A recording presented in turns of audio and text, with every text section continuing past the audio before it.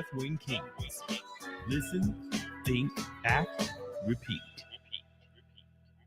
Welcome to the Left-Wing King podcast. Today we're talking about supporting children with chronic illness, living a healthy lifestyle, and the Long Game movie. I want to thank all of our listeners out there on Spotify, Amazon, Google, and what's the other one? Apple? Yeah, I think it's Apple. Yeah. I also want to thank everybody who's watching us right now on Facebook and on YouTube. What's going on? I see Peter J. Milner is already in the building. So what's going on, Peter? Thank you for joining us on YouTube. Now, please feel free to post a comment and we'll share it during the live stream. I am your head moderator in charge, your HMIC Malik, and I'm joined by my queen, Walanda. What up? King Ace. What up? What up? And our special guest. He's a leader, a mentor, a lifestyle coach, an entrepreneur. Damn it, he's a great friend. And so much more. My man, Leo Vasquez. Howdy. Big applause for my man, Leo Vasquez. Leo definitely in the building. Yes, sir. Leo, Yeah. tell us a little bit about yourself. Let our viewers know, a little bit about you. Bet be who you happy are. to. So I'm originally from Del Rio, Texas. Been married to my beautiful wife. I call her a queen, right? That's the right word, queen, for going on 33 years. Wow. We have two beautiful children. Our son, Matthew, is a dental student at the UT Health Science Center Dental School. And our daughter, Tori, does some acting, modeling, and real estate, soon to be. And moved to San Antonio, worked at USA for 35 years, retired in December of 2022, along with my wife. And so now we're enjoying retirement and serving. Awesome. Yeah, Appreciate you, man, for everything that Absolutely. you do. He does more. And we're going to get into all that in a minute. He may we not are. seem that smart, but the guy's kind of like a genius. All right. So let's go ahead and get it cracking. I want you guys to imagine a life filled with doctor's visits, surgeries, and tired smiles. That's a reality for millions of children living today with chronic illness. Now, it's of the utmost importance that we support these children navigating their lives with these chronic conditions. But this isn't just about surviving, it's about them thriving.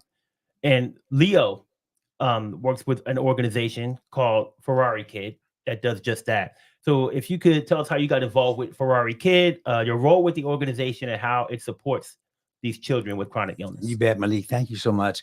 I love what you say about helping kids thrive, and that's really what we want to do. But in terms of how we came to connect with the Ferrari Kid, it happened in 2014 when Matthew was a freshman at Antonian High School.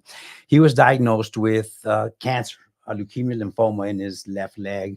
And, from there, it was the ups and downs of having a child battling cancer. And our second year, going into the second year, we connected through some friends with the Ferrari Kid. And it's really interesting how the connection happened. Back in the day, we had the Talents football team here. And so Matt, what the Ferrari Kid does is they create these celebrity day experiences for kids that are battling chronic illness, cancer. It started with cancer, but now it's a lot of other diseases. And we create a celebrity day experience for them, taking them out of their daily life of the pains and the needles and the sticks and the meds and all that, and just creating a memorable experience that they'll keep with them for the rest of their lives. And so Matthews was to go to a Talents football game. It's something that to this day, 10 years later, and now a young adult, that we still talk about. It's about more than that. The Ferrari Kid connects, creates long life relationships with these kids. Our CEO, Manny Diaz, still calls my son, still texts my son, still encourages him as a dental student. Same thing with my daughter, and always all of his other kids as well. So it's a great organization. We want to foster and help these kids and these families just enjoy. That's great, man. So tell me a little bit, like, what is a day for one of these Ferrari Kids like? What are some of the activities that you do to help just uplift them? And do you have a Ferrari? Well, first of all, I do have a Ferrari. It's sitting on our counter in a box. Okay, just to clarify. But we create these celebrity day experiences, right? And so that could look different from kid to kid. Okay, right? It's really about what do they want. And so then we create this celebrity day experience for the child, for the family.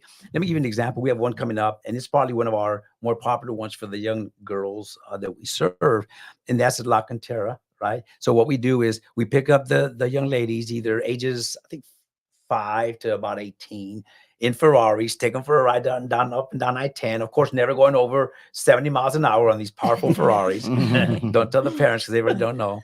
But then in the meantime, we also set up in the background for friends and families to arrive early at La Cantera. We have our backdrop set up. We have our red carpet set up. We have paparazzis there. We have bodyguards with the little headsets and dark sunglasses. So then when the Ferraris are all arriving, you know, they rev them up and it sounds really awesome. They're arriving to all these fans and family and friends cheering them on. The kids, you can just see their, you know, the smiles on their faces, their eyes light up. They pull up. People are coming up, getting their autographs, taking pictures. It's just a wonderful experience for the kids. We follow it up with lunch with some of us volunteers, and then we take them on their day. They're at La Cantera. They go get their nails done. Then we give them each a gift card for a shopping spree. And so that's just one of the ones that we do. We have Spurs games for young men or boys that want Spurs games. We do F1 Ferrari up in Austin. We send kids to concerts. We try to do as much as we can and serve as many children as we can in creating these celebrity day experiences for them. Because if anything, they forget, at least for that one day, what it is that they're going through on a daily basis with their treatment and stuff. Okay. And what are the like qualifications to be like a Ferrari kid? Is it like only chronic diseases, or is it, you know, various diseases that You know, go on with it? that's a great question. And like I mentioned a while ago, it started with cancer. And that's because our CEO has such a profound story about his life as a child battling cancer.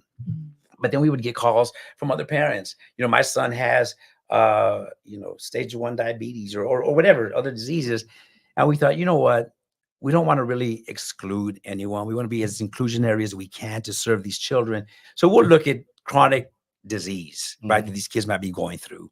And as far as qualifications, it's unfortunate, but it's a qualifying disease. And other than that, you know, we encourage people to go to our website, theferrarikid.org, O-R-G, and nominate a child. So Malik, any of your fans listening or watching, if they know a family with a child battling a chronic disease, go out there and register them. We would love the opportunity to create a celebrity day experience for those kids. That's awesome. Yeah. Well, let's go ahead and define too also what chronic illness is, because like you were saying, not just the cancer, and just to let you know what that means for kids. Typically, it's going to be all into their life, not always, but more than a year. So some examples would be including diabetes, heart disease, autoimmune disorders, and like sickle cell anemia. And just to let you know, in the United States, it's 40% of kids have a chronic disorder, one or two. So you're looking at almost 50% of our children in the United States, this is happening to them. So I do applaud everything that you guys are doing for these kids, because it seems like it's impacting a lot of us. You bet. In our lives. Thank you. And you know, those statistics are pretty alarming. But if you think about it, a lot of those statistics, a lot of those children are in San Antonio. Or in the surrounding area, right? So we want to take care of as many kids as we can. And you know, we have fundraisers and stuff to help us raise the money to be able to do that. Because of course it's not inexpensive, right, to give gift cards to little girls or Spurs tickets and stuff. So but we have fundraisers. We have our annual gala in November at the Hill Country Hyatt. That's our big fundraiser that allows us to really exist and serve as many kids as we can throughout the year.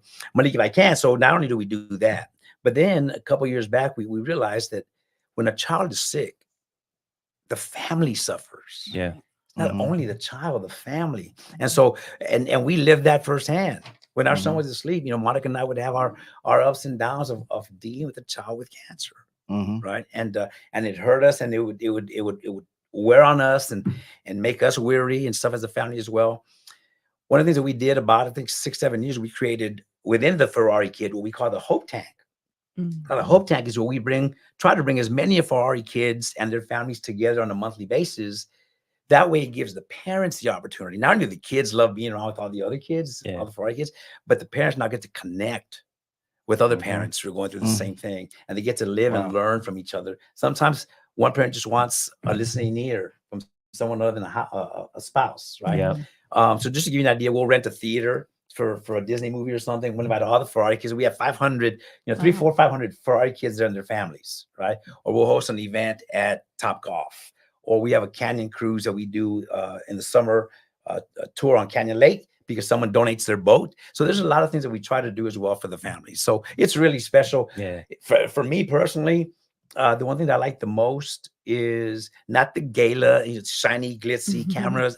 That's fine, and I love that. But the most important thing to me is, man, when we get to go to an event and the kid runs up to you and they give you a hug. Yeah. You know, Jeffrey, maybe hopefully will see this, but you know, since he was, I don't know, 8, 9, 10, now he's 6'3", 18 years old, you know, and Wow. still giving us hugs and stuff. And same thing with the parents. Yeah. You know, you can connect these relationships with the parents and the kids. Yeah. Phenomenal. That's what I was going to ask you about, like the relationship building aspect of it, because not only is it important to have that day, but there's support that continues in the relationship that's built throughout, like that is maintained and it's growing with the individuals in the organization. Can you talk a little bit about, you know, just how, I mean, your experience with it? Because think about it, like the way I think about it, you told me the story of your son. He got involved and you're still involved. Right. Like these relationships and how important they are to not only your son or the children, but the whole family. Right. We don't want taking care of kids to be this month's flavor or last month's flavor, right? We got involved because we saw the impact. So we want to create these just long relationships with people. Our son's involved, our daughter's involved, my wife is involved. You know, my wife and I are both on the board. And so we love that. You know, we love that. It's about creating these just long-term relationships, you know, that are going to continue to go and go and go. And we're looking to the future, so that maybe in the future to be able to see some of these Ferrari kids now becoming like board members and taking on, you know, the future operations of the Ferrari kid and serving other people. It is just, it's great, Malik. It really is a great feeling. Now, you did talk about your relationships and the success stories, but I know there's also heartache that comes along with it. And that's, I don't want to ignore the sad side of the conversation, because everyone knows that chronic illness, I don't know what the success rate is for surgeries with chronic illness. I know Wanda might have that information, but can you talk to us about how Ferrari Kid helps with those situations when it's not a success story with the child? You know, these relationships are so emotional and the connection is so deep with the kids and the parents that we lose about 2 or 3 of our Ferrari kids a year, right? God bless them. But in December, we lost one of our Ferrari kids, Caleb. I think he was like the first or second Ferrari kid, and my son was the first or second Ferrari kid or third right behind him. They grew up. We saw little Caleb grow up, just a vibrant young man, really living life to the fullest, beating his disease. About 2-3 years ago, I think, he went through another phase where his lungs were giving out. He needed a double lung transplant. Imagine being on that waiting list. So lo and behold, he got the transplant. He was doing phenomenal. All of a sudden, his body starts to reject. You know, and we lost Caleb last month. He was Reagan High School, I believe it was. 17 years old, beautiful young man. The relationship was so special with the parents, the grandparents, Caleb, the siblings, that they asked Manny to speak at his service. You know, And Manny's the CEO. Yeah, and Manny's the CEO of our charity. So, and for us, yes, we do the big events, right, that everyone sees. But also, if a family needs something, you know, if we can make it work within our budget, we're doing other little things that maybe people don't always see and don't understand where the funds are going. But if we can support families in other ways, maybe someone needs a contribution towards a funeral, or we love to give them rides to their chemo treatments. The kids love going to rides in their chemo treatments, to the top down, their little ball heads, you know, glowing in the sun. So whatever we can do.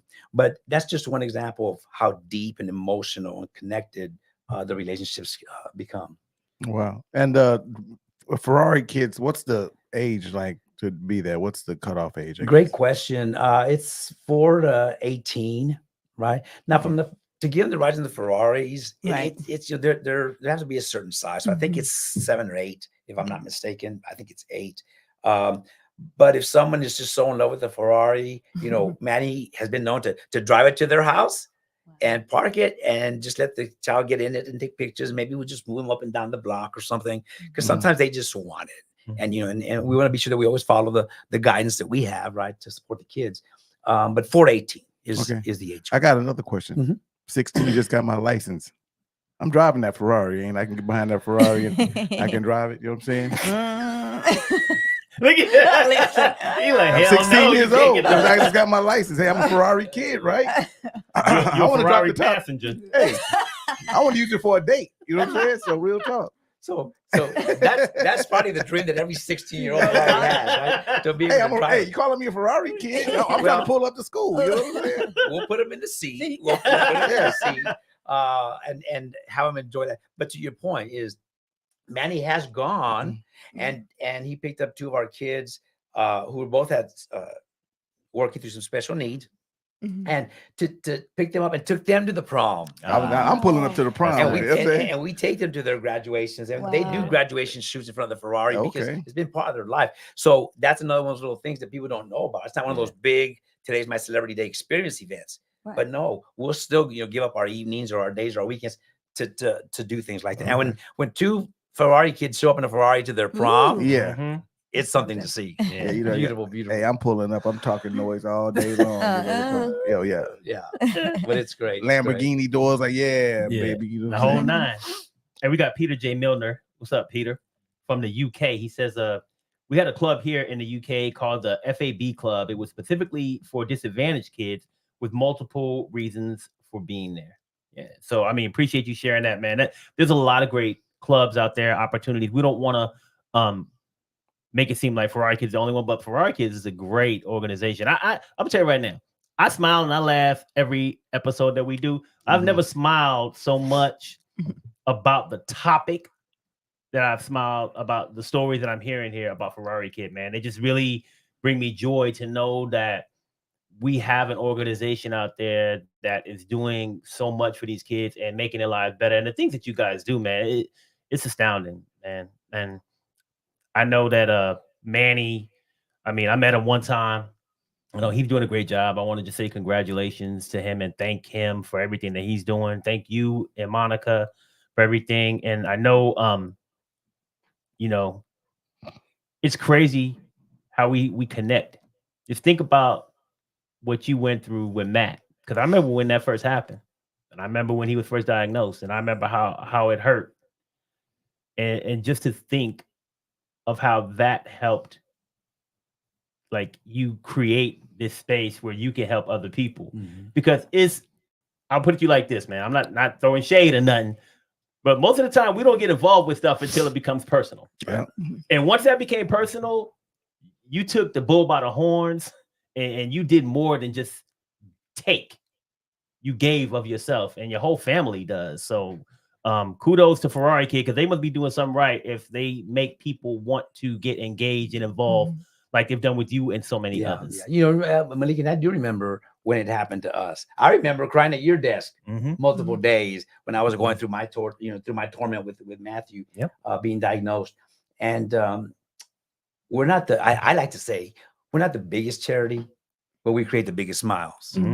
We're not the richest charity, but we're rich in love for our kids. Yes, sir. You know, those are the types of things that we do. And, you know, for anybody that wants more, again, they can go to our website, theferrarikid.org is where they can read about what we do. If they want to donate, they can donate there. But more importantly is, again, if someone in your audience knows of a family with a child who's going through something like this, nominate them on the website.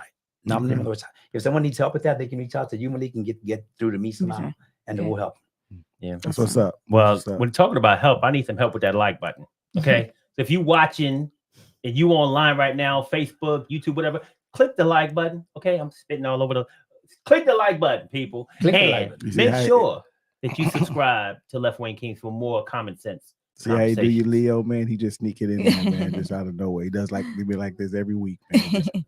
Hey, it's my specialty. Yes. Well, So, go ahead. I was just going to real quick, just so you know how important it is that 1 in 285 children will develop cancer before the age of 20. Also, each year, nearly 16,000 children between the ages of 0 and 19 are diagnosed with cancer, and more than 85%, you're asking about the survival rate, typically will last for at least 5 years. Yeah. But just know it's a really important topic, and it's impacting quite a few of our youth each and every day. That's great. Thank you. Yeah. And one last question for you, Leo, before we jump on to the next topic, man. So we talked a lot about the things that Ferrari Kids does, and we talked about your experience. So what are some of the tips that you can offer from your relationships with these other parents with Ferrari Kid, or just your own experience? Some of the things that can help parents or kids with chronic disease deal with depression, anxiety, their emotional trauma that they're going through?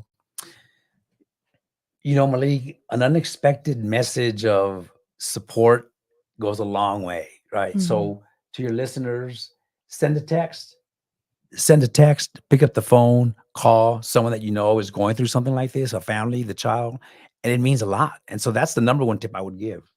Mhm. Appreciate you, man. And once again, ferrarikid.org. All right. Make sure that you give. You bet. Thank you so much. All right. Yeah. So giving is important, but giving yourself too much to eat is a bad thing, damn Watch it. your mouth. It's a bad thing. Watch your mouth. Watch it over there, dad bod. Shout out to Danielle making this shirt for me. Yeah, I finally wore it. You know what I'm saying? But Love it. Love it. yeah, watch your mouth though. Oh, my I bad. look like this guy. I don't look like that guy right there, man. That's you in the head. Nah, Isn't that it? ain't me. All right. So I ain't model for that. healthy living can feel like a never-ending maze of smoothies and exercise routines and a crap load of bad self-help books. But it's unfortunate that we can get so lost in all of this noise that we don't know where to start. Now, many experts like our guest Leo will tell you that the journey to a healthy lifestyle begins between your two freaking ears. So get to using your mind. Leo, can you tell our viewers a little bit about what a healthy mindset is and how it can help them lead to a better, healthier life? Yeah, you bet, Malik. So, to us, to my wife and I, we got involved in helping people with their health through coaching, because again, it's serving others. It's all about serving others. But to us, the biggest thing with mindset is to have an open mind. Right? Don't be, don't with the closed mind, you're never going to make progress or even probably begin. So having an open mind is probably the key to a mindset. Okay. So when you talk to people about an open mindset when it comes to like discipline, motivation, what are some of the tips that you give to people to help them like eat right or exercise more? Yeah, What do you do? That's a great question. With our clients, before we get to what we're going to do, the action steps that are necessary, we help them to determine their why. Because the why is the motivation, the why is the gasoline on the fire, the why is the drive, right? So we'll spend a lot of time with that. Why? Well, I want to lose 10 pounds. Why? Well, I want to look good in a dress. Why? Because my daughter wants me to look good at her wedding. Why? So really getting down, because the deeper you get into the why, the more vested they're going to be in wanting to make that change. Once we get there, then we start with real basic tips. Because if a program is hard, if they see it up here, the goal, it's not going to inspire the person to continue. So we go for small wins, small wins. We know that drinking water is really important. So we tell people, hey, 64 ounces of water minimum per day, right? Healthy movement is big. Maybe you're here, but we have those stair stepper thing under the desk, just moving our feet. Healthy movement, right? A lot of times we all go through this. We go to HEB and we look for that parking spot closest to the doors. Why do we do that? Go park further away. Healthy movement. Walk those extra, 100 steps to get to and from. Right. So healthy movement is the other big thing, and then probably moderation is the other thing that I like to talk to people about. Yeah, that's my problem. My problem is the why. My why is on the other spectrum. It's like why not eat this banana pudding? And why the hell am I gonna walk up these stairs? You know what I'm saying? When I can catch the elevator. So you already solved it for me right there. My why's all fucked up. Yeah, you know basically. my why's all over the place. No, why not? Hey, why not water size this? You know what I'm saying? It's only 45 cents extra, right? Yeah, that's a good deal. That's a good deal, right there. It's funny that you bring that up, man. When we talk about like the whys, these are like techniques, like Six Sigma, like or methodology for process improvement. It's just that. It's root cause analysis. You ask why until you get to that root cause. Smart, man. Right. Since we was little, this dude just smart as hell. I tell you. So basically, I would ask like you, Adrian, why you want to eat that damn pudding? And then I would basically keep asking questions like, okay, until it gets you to where you with it. Exactly. You got all kind of reasons. You can't eat your mom. So at the end of the day, I mean, it's about, I think, more of your relationship with food. And I know that's something that you've talked about before, like what you think about food, your relationship with food. Can you kind of touch a little bit on that? Yeah, and you asked him why the banana pudding, and he said, well, my mom made it, right? My mama made it. And yeah, so there's a lot of times we have reasons behind the attachments to food, right? And we don't want to tell anyone don't do it completely, right? But just the way you approach food, right, is what you want to modify. I noticed you're drinking that bubbly drink there. Yeah, you influenced me. I was like, I noticed that. So Yeah. how much better is that than a Sprite or a Coke? A lot better, because there's a lot less sugar in there, right? So a lot of times when people are going to cook, they don't understand that taste, right, can still be there. You just cook differently.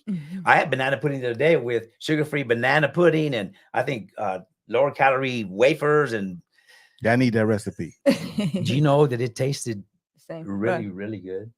Yeah. And so, it's just the way you think about food, right? Because so many times the food that we have, if we don't think about it, we're taking in tons of sodium, tons of sugar, tons of just preservatives that aren't good for us, right? So we just tell people, hey, let's just think about it, right? And if you've been drinking a Diet Coke or a Coca-Cola every day for the last 30 years, which some people do, it's not going to be able just to stop cold turkey with that tomorrow, right? But maybe you go to a Coke every other day, right? And then you go to a Coke Zero, right, with no sugar. Then you go to Diet Coke. Now, we're not taking to these other products because they're necessarily as good for you either, but they're not as bad as the alternative, right? So it's kind of sounds like baby steps. Try to baby step the whole situation. Baby steps is the way to go. Yes, absolutely.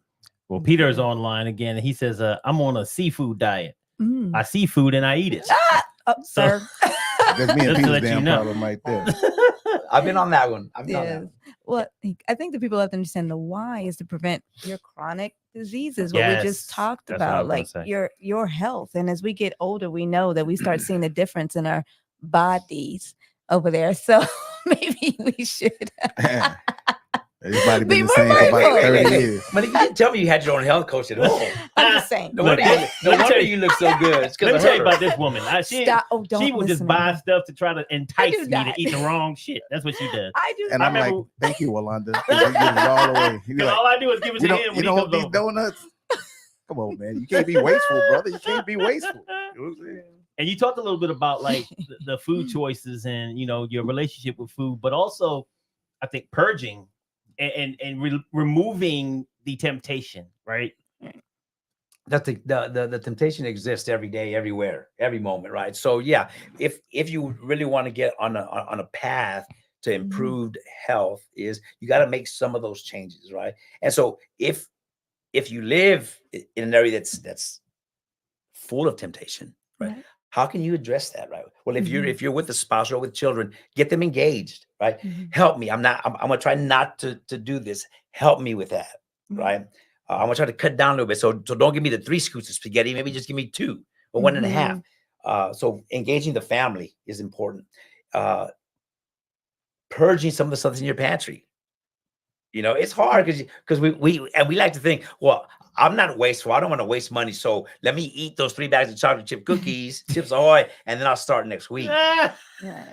I've been starting next week for 20 years. Yeah, exactly. Correct. Right. 20 weeks becomes 20 years. Well, I'm sorry, 30 years. I'm older than that. So purging, and then we can tell people, hey, if you really want to feel good about your purging, not only are you purging for you, the stuff that you put in the bags you're going to purge, don't throw it away. Maybe if it's not open, you take it to the food bank. Right. That's double positive there for you. So, oh wow, and I live I live close to the food bank. You know There what I'm you saying? go. yeah. There you go. So I ain't giving that's food bank important as well. Well, I heard what he said a lot. If you're hearing, he says moderation. So it's not that you have to get rid of certain things, but again, maybe cutting back on how much that you have of something. So if you want a cupcake, eat a cupcake, but don't eat 3 cupcakes. Don't eat 4. And like you said, on your serving sizes, because in San Antonio, we can say that. Like when we go out to eat, the serving sizes are fairly large, but you don't have to eat everything on your plate.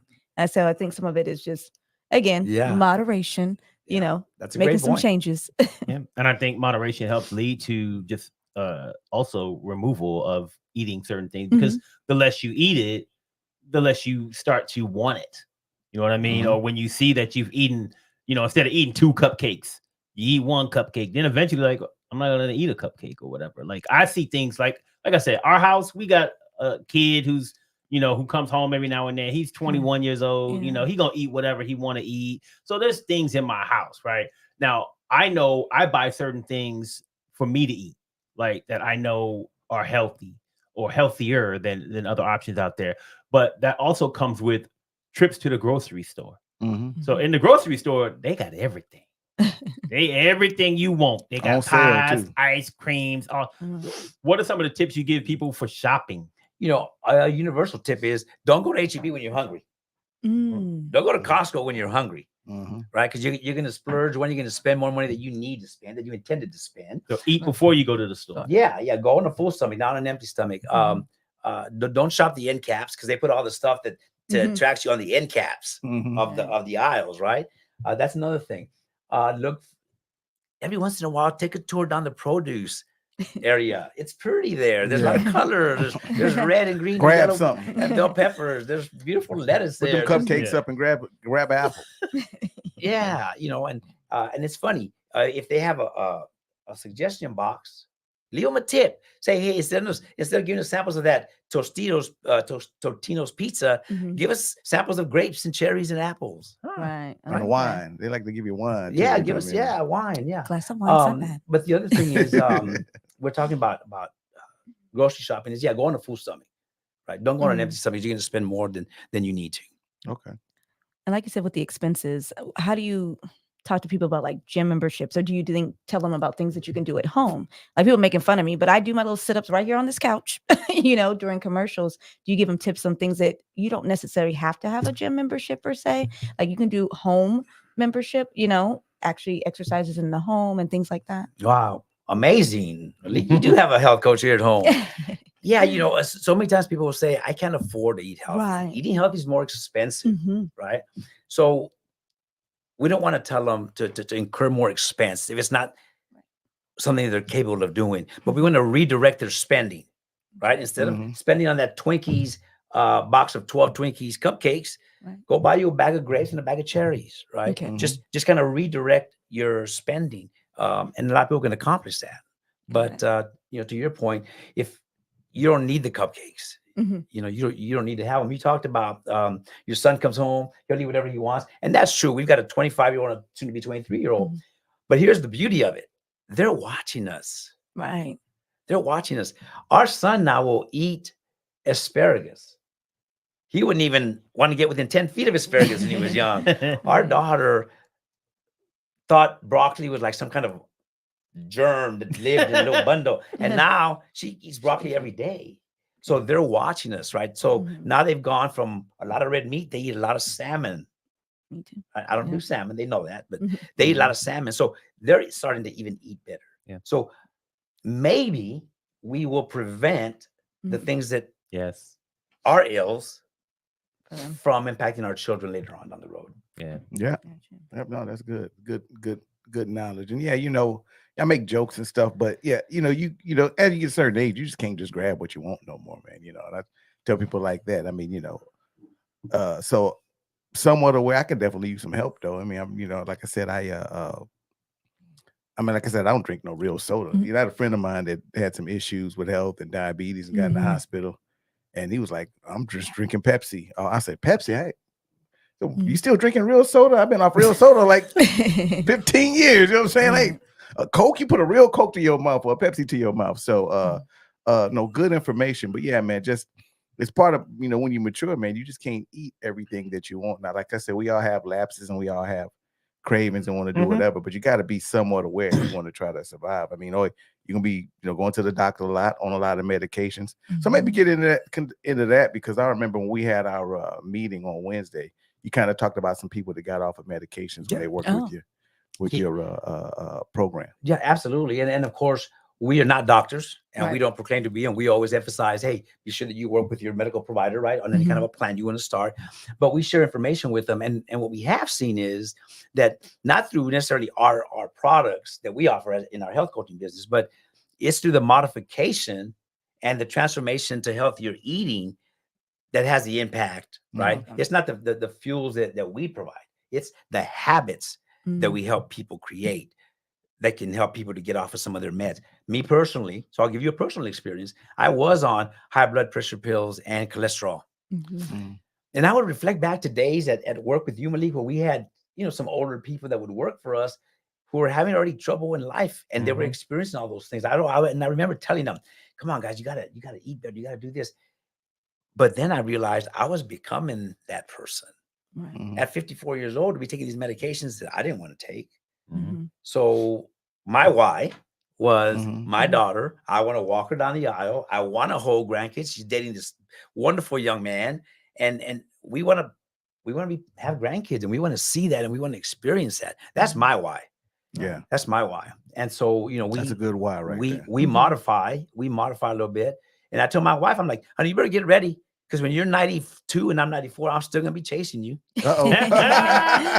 So you better stay healthy. Hey man, Yeah. don't tell them what they're gonna have invented by then. Shoot. Yeah, But Kind of products they're gonna have by yeah, then. Shoot. yeah, that why can really motivate you. You got to be sincere about Mhm. your why, purposeful on your approach to wanting to achieve good health. And what about goals? Like, where do those come in with your program? And tell us a little bit too about, like, just, how do you create a discipline for, like, because I would assume, and I've seen on Facebook, so I'm not gonna assume. I've seen your ass on Facebook making these meals, these healthy ass meals you be eating. Like, you could easily just go get a motherfucking cheeseburger, okay? But you don't do that shit. You are out there and you're living what you're teaching. So if you could talk about those two things, just the discipline to do the right thing.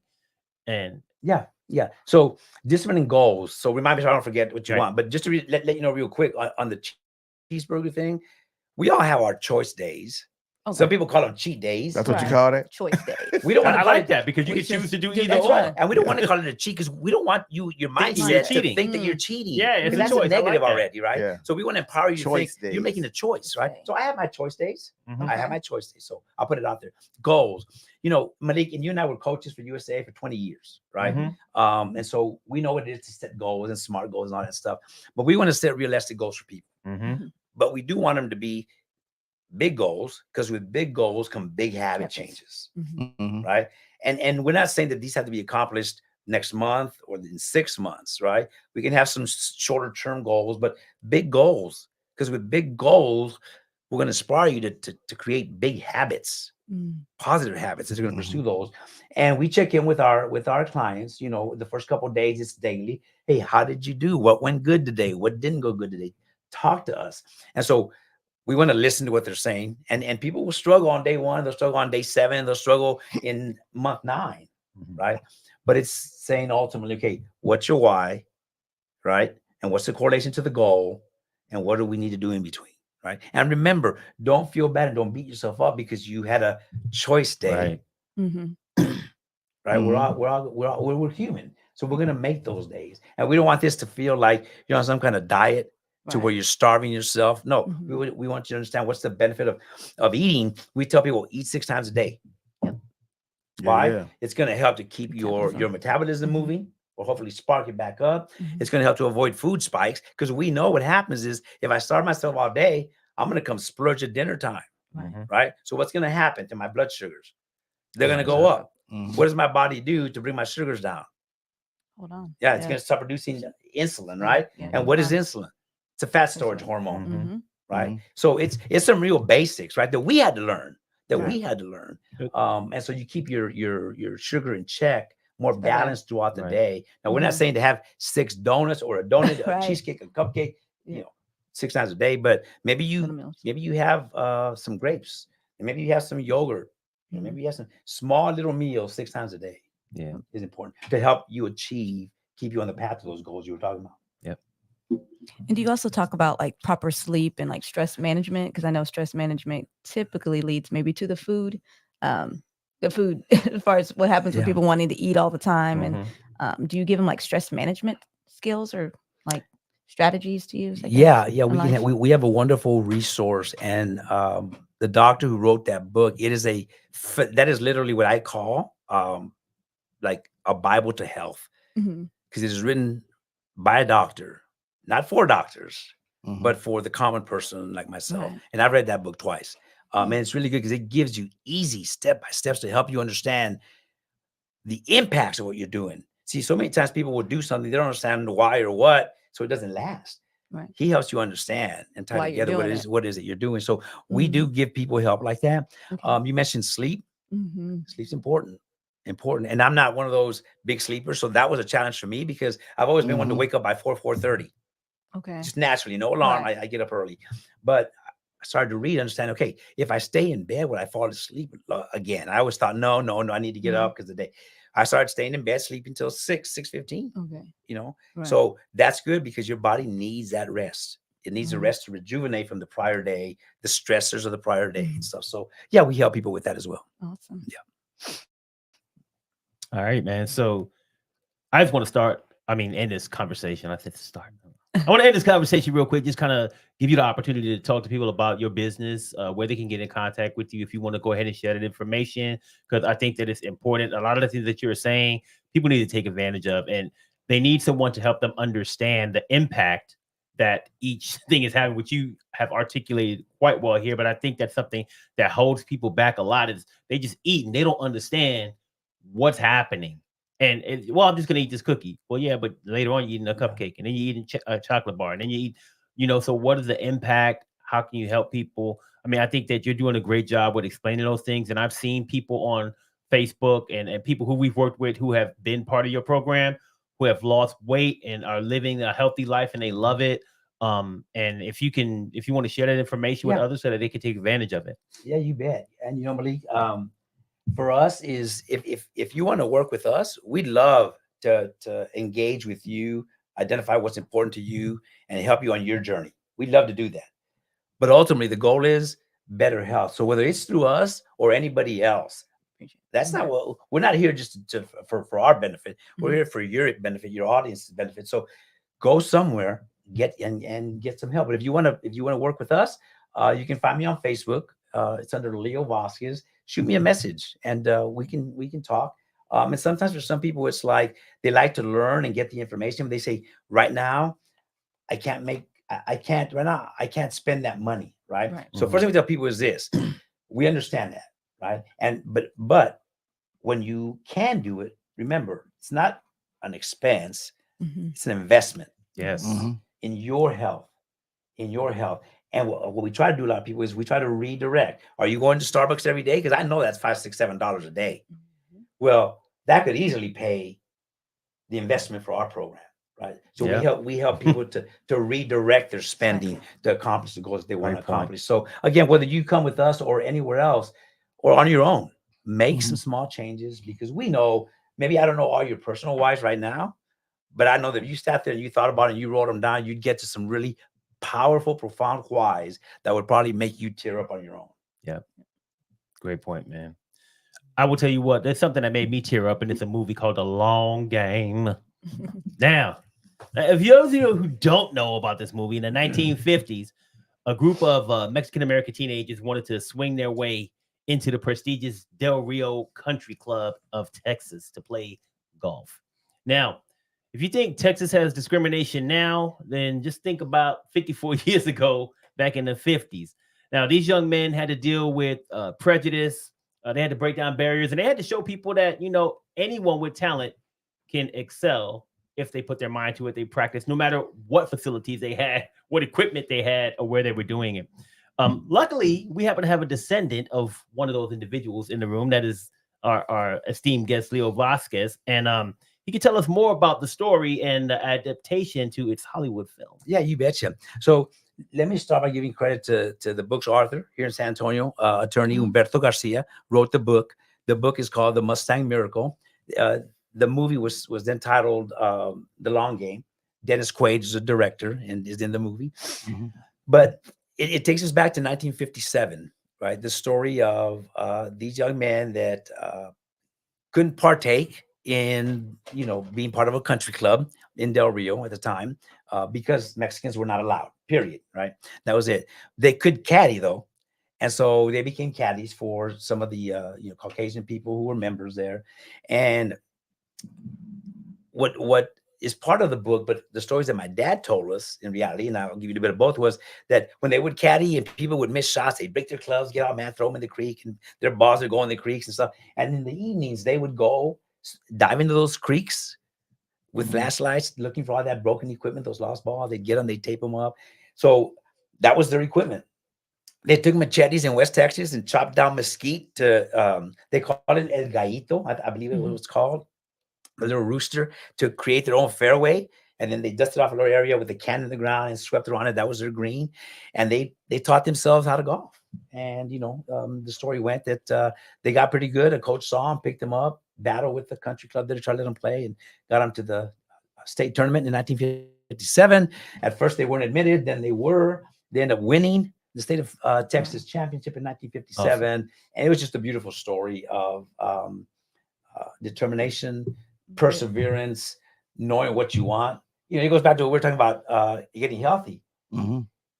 The fundamental facts of human nature don't change. Perseverance, commitment, knowing what you want, having goals. Those were the things that these young men wanted in 1957. It's the things now that we need now to help us achieve what we want to achieve today. Exactly. Yeah, man, that sounds like I'm anxious to see it. And of course, on the show, we talk about struggle all the time, especially when it comes to like racism. So, I mean, that's just going to be a beautiful story. Love Dennis Quaid as an actor, and, just interested to hear that. What are some of the insights maybe that your dad gave you, that we may not catch in the movie or something like that? What do you think you can share with us? Yeah, that's a great question. And I think all the insight he gave us came from the right place with good intentions, right? Because was it probably the best advice? I don't know. But I remember one time he said, son, you can't be Mexican, right? Because they experienced the discrimination of being Mexican. Mm-hmm. So he didn't want that for us. So he would tell us based off of what he knew at the age of, young age. And he would just say, you can't be Mexican, right? In retrospect, now, if I wasn't giving advice to my son, I may say, hey, sometimes being a minority has had social impacts. Because you want to approach it, it's different. Right. But to him, to us, it was just, you can't be Mexican because you won't get ahead. Right. Mm-hmm. I remember one time there was someone gave me a poster that said, back in the day, we had bumper stickers. Mm-hmm. Kids don't know what that is now because we had metal bumpers on our cars. Yeah. You put bumper stickers on there. He gave us a bumper sticker that had a fist that said Chicano power. Mm-hmm. And they had a fist. And I remember that was the only one time that my dad kind of gave me a little bit of a slap. Right. He said, you can't do that. You can't do that. You will not get ahead. Wow. Right. At the time, I didn't really understand, but it hurt him so much to see that, because he thought my son's life is going to be hell. It's going to be limited. It's going to be lacking in opportunity if that's what he's thinking and living, because I've been there. Yeah, man, that man, like you said, he had his intent was good because he wanted his child to have a chance, an opportunity. In the world that your dad came up with, if you were Hispanic, you got no opportunity. You could tell from the story they had to fight just to play golf, like to be able to be included, to be in a tournament, all of those things. And I've had members of my family, and my wife will tell you, my great grandmother used to make similar comments, like, don't talk back to the white man, or you listen to, the white person. Or if you were a light-skinned black person, she thought highly of you. If you were a dark-skinned black person, like Adrian, she didn't think dark. Uh-oh. She didn't think happy of you. So basically, unfortunately, if the further back you go, those were the types of things that were said by minorities to try to keep you from being hurt, or keep you in a position to move forward and be successful. Now, today, to your point, I think we know a lot better than that. Like, I'm all for Chicano power, and I know you are too. You know what I mean? I'm all for Black power. And I know that we can articulate in a different way, because we know that I think you made this point during the meeting, we're not going to let anything stop us from meeting our full potential. Mm-mm. Like, I don't give a damn what, as a black man, dark skin, light skin, whatever. Adrian is successful at promotions. He knows what he's doing. He's been doing it forever. He has a lineup of people behind him. So basically, even though there are things that are holding us back, we're aware. I think we have awareness of those things now, and we know how to navigate through those minefields. Whereas back then, if a white person said you was wrong or you did something wrong, you just gonna get in trouble. It's your word against theirs back in the day. And we know how many people have been lynched, Emmett Till, or whatever, because of what a white person said versus a black person. But it's not like that anymore, right? To a certain extent. To a certain extent. I mean, and I think what your father was kind of talking about is assimilation. We all have to kind of do that. You know what I'm saying? That's just real. But it's all about, it's still part of the American fabric and American culture. Hey, it was a time period, that racism was adamant. You know what I'm saying? I think sometimes people forget that it's not only a black struggle. It was a struggle for a lot of minorities. And that goes both ways. Some black people that think it's only their struggle. Well, no, Mexican Americans went through the same thing, especially in Texas. We know that. You talk about lynching, and I don't think it's advertised enough, but they don't know that Texas Rangers did a lot of lynching in the Valley, for years, centuries. So I mean, it's real. You know what I'm saying? And to hear the struggle, and I'm a fan of history. And I think that we should know that so we won't repeat it. I think that's what history is. And I think a lot of times some of these stories get shelved or pushed to the side. So that's why I'm eager that the long game is coming out, because that comes to light now. We can see what's going on and we can move past it or whatever the case may be. We can make it part of the American struggle or American history that we all know. How many of us in this room even knew about the long game until I looked it up, and it was so interesting. I was like, oh my gosh, where's this at? Just like when you're talking about overcoming discrimination and that promote awareness and education, and that movie is education. It's part of, it's historical. So I'm definitely glad, and I am going to watch it too, multiple times and talk about it, and in helping foster an inclusive environment. What are we doing? So you want to actively challenge stereotypes, support diversity and inclusion, speak out against discriminatory practices that happen, having conversations. And I think that's what people are scared of sometimes, is the conversation piece. You can't be afraid of it. It's okay to have a conversation, to ask questions and talk about those stereotypes that we all know aren't true, but we know you see in movies and things like that. Everything you see in a movie ain't true on there. So I'm really interested and intrigued about seeing that story and the impact it has on all of us. Good. And Malik, we're not here to say that it doesn't exist, because we all know discrimination still exists, right? Definitely not at the levels maybe that it used to, but it still does exist, right? But we don't want to let that hold us back. Nope. We don't want to get so into its existence that it just frustrates us and gets us to boil inside, and it holds us back, because then it's doing what it was intended to do, not letting us grow and move forward, right? So let's embrace the fact that it still exists and begin to break and shatter the limitations that people think it really imposes on us. Because I'm a good example. You're a good example. Look at your beautiful wife. She's an African-American woman now educating and leading children of all races to be great. Right. That's what we want. Right. So, because sometimes I just feel that we get too into it, that we don't allow ourselves to work towards our true potential. Our God-given potential. So let's not, we're not saying it doesn't exist. It does. Right. But I think we can have more of an impact when we don't let it hold us back, and we can move forward and then do things like what we're doing today. Yep, exactly. And I think it comes down to what you said about your dad and the rest of those individuals. It's about your goal, right? If your goal is to play golf and play on that country club, play for the school, win a trophy, then you know what? Have that mindset where you can get there, but you can still do other things, right, at the same time. And I think it's the same thing with discrimination. If I have a mindset where I'm not going to accept discrimination, and maybe it doesn't make me, it sure as hell don't make me happy, right? And I'm going to fight discrimination. I'm not going to let it get in the way of me doing the other things that I need to do, right? But I can still have a goal to eliminate it, decrease it, do whatever I can while I'm showing people and breaking those stigmas and those stereotypes at the same time.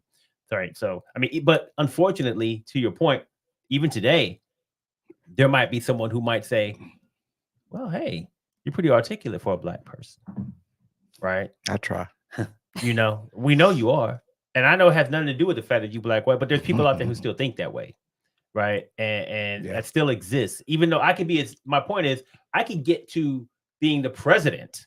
Barack Obama was the president, and there's still people who put pictures of him as a To monkey this day. and want to lynch and all kind of stuff. So Barack Obama is one of those people who did not let any limitations get in the way of him becoming who he wanted to be, the president of the United States, the most powerful country in the world.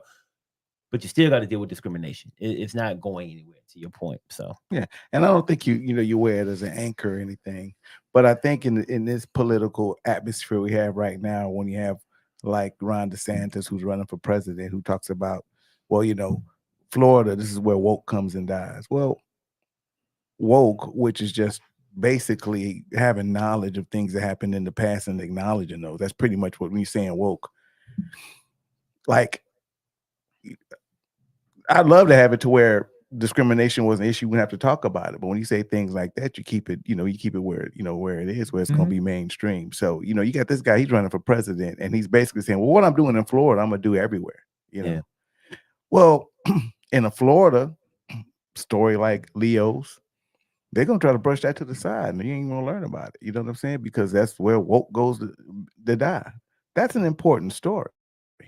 Not because we want to push and say, hey, woe is me, we're discriminated against. It's not that. It's just to educate people once again on how things were, so we won't go back there and we can move forward as a nation. You know what I'm saying? Plain and simple. So, you just got to, you got to remain positive and do the things that you need to do. But those are lessons that still need to be taught, unfortunately. And speaking of discrimination, where it comes back to the movie The Long Game, can you talk a little bit about like what your dad and them went through as far as like, I know that they won the trophy, but what happened with that situation? The story and it's whenever they make a movie, it's always a bit different than the book. And it's always a bit different than the true story. Right? But there are a lot of similarities as well. But he told us we didn't get our trophies when we won the championship, right? They didn't give them to us. It was one of those things, okay, see ya. Wow. How do we make it right? I think it was 5-6 years ago, and then I couldn't make it. And I was so disappointed in myself. That's it. I should have gone with my two brothers and my dad. I think it was halftime of a Cowboy game in Texas Stadium. They gave him his 1957 championship medal. He's been inducted into all the Hall of Fames around Texas, Hispanic Hall of Fame, and all these other Hall of Fames and stuff. But it's been good because we're demonstrating effort to make it right. Right now, hopefully there's sincerity behind that. Oh yeah. And not just trying to make it a feel good thing. Right. So some sincerity there. But what I just thought about, man, is how your dad had that. This is just me being Malik, so excuse me. How your dad had that comment, man, where he was like, you can't be Hispanic, you can't be Mexican. But if he wasn't, he wouldn't have gotten to all of these Hall of Fames and all these induction ceremonies. So has he changed his mindset on that? Well, I'll tell you this. Growing up, say in the last 15 years, right? And my parents were divorced when I was very young. But every time I would with my dad, the first one he'd ask me, "Are you in school? Are you in school? Are you in school?" When I graduated from Incarnate Word with my master's and my undergrad and my master's, he came to both graduations. He was so proud, right? Yeah. When my son graduated from A&M, he was there, so proud. When Tori graduated this summer, he wanted to be there. Unfortunately, he passed away in April, but he did get to see the world premiere of the movie at the South by Southwest in Austin back in last March. So we're very happy for that. But yeah, it was different. It was different, Malik. It's being happy now to see us achieving what we're achieving. Very proud about what Monica and I have been able to achieve and provide for our kids and provide for the community. So I think he went to his resting place knowing that he did a good job with what he had. Yes, he did. Yeah. I know that for a fact. I'm proud of you, and I ain't your daddy. It's crazy that they didn't get their trophies. Like, what was the purpose of that? Like, y'all won, but you don't think that's how? I'm just saying, I know it is. I'm saying, but think about the mentality behind, man. Oh man, y'all won, man. We seen y'all beat us, but no, y'all leave these trophies right here. We ain't gonna tell nobody. I couldn't have lived during that time. I think I would be dead. I told you I don't follow very well. I don't listen well. Nah, you don't. She would have been on the podium. Where my trophy at? Excuse me, I'm not leaving. You'd have been all right. You probably would have went to jail, but you'd have been all right. And I hope when people go see the movie, they're not going to know nothing about it. So a lot of times when we go to the movies, we Right. go with an expectation of, the Good feeling. Oscars and the Mhm. awards and all this stuff. I told myself, this is not about that. Hopefully people pick up on the message, Message. right? Persevere, Resilience. commitment, Mhm. don't give up. You can do it, and not Right. look for some, it's not Denzel Washington or Cindy Crawford. I'm not expecting any awards out of this movie, but it's a story that tells how we can accomplish and move Right. forward. It's a beautiful Yeah, it story sounds of like a perseverance. real good feel good story. Yeah. It sounds like Yeah. And man, just to let y'all know, man, it's not no like little B movie presentation by Dennis Quaid. This is big time. This ain't no Tubi This movie. is this Yeah. ain't no Tubi. This is Dennis Quaid, Cheech Marin, Yeah. Jay Hernandez. Okay. Like Mhm. there's some heavy hitters in this movie, Yeah, man. So yeah. if y'all get a chance, go check it out. It's gonna be great. In the Yeah. background. Don't be on there looking at bringing up Tubi and Freebie trying to find this movie. You know what I'm saying? You Yeah. gotta Hey, pay and go to the damn movie pay theater. and go to the movies, man. Like, All right, like we used to do when we didn't try to get all these free movies. Yeah, I'm trying to be downloading it with some old crazy app. People always come up with a crazy app. Like, actually go to the damn movies, spend $10 damn dollars Yeah. and watch it, man. Don't. Yeah. Exactly. So hey, I just first and foremost, man, this has been a great discussion, Leo. You bring a lot of expertise, experience to the table for these topics, and man, I love you like a brother. I appreciate you for being part of this podcast and agreeing to spend time with me and drive all the way out here to the ghetto. We Stop it. appreciate Aw, you, shit. man. The most beautiful ghetto I've ever seen. You Yeah. This the ghetto. Where the hell do I live? See, I'm on hell on earth. Then. This the ghetto. Like I'm just, Hey, so once again, I just want to thank everybody out there for watching us. YouTube, Facebook, thank you for joining the live stream.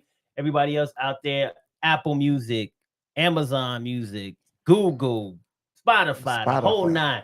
We appreciate you guys, and we will see you again next week.